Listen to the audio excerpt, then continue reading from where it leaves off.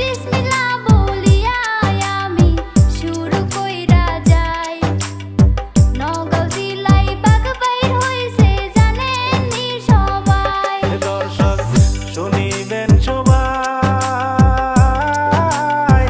কোথা হতে বাঘ আসিল নওগাঁ জেলায় রে।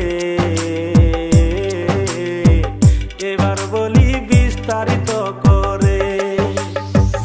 আসাম দেশে বানপানি এইবার বৃদ্ধি হইয়াছে। কাজিরঙা অভয়ারণ্য পানি ভরপুর হইয়াছে। বাঘে খাদ্য না পাইয়া নওগাঁ জেলা জেঙ্গুনিতে আসলো ছুটি রে।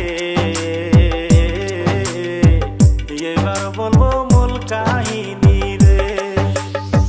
একটা মানুষ যাইতেছিল কাম করবার লাগিয়া। ক্ষুধার্ত বাঘ বইসা রইল আহারের লাগিয়া। মানুষটা কিছুই নাহি জানে, মনে মনে যাইতাছিল কামের কারণে রে। এমন সময় ধরলো বাঘে রে।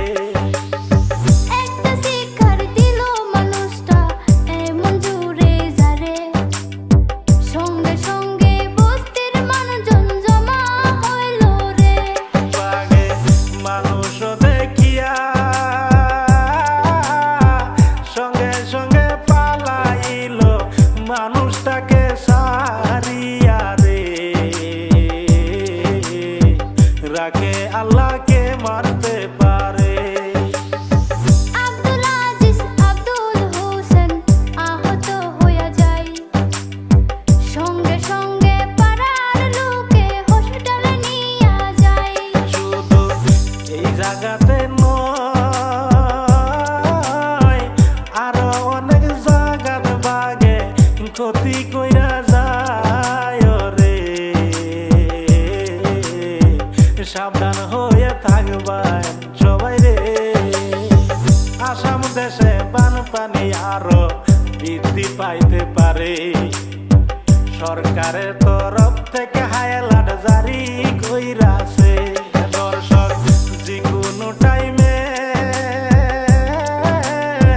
ভুটানের পানির গেট ভাই ছাইরা দিতে পারে রে। সাবধান হয়ে যাইবেন সবাই রে, সাবধানে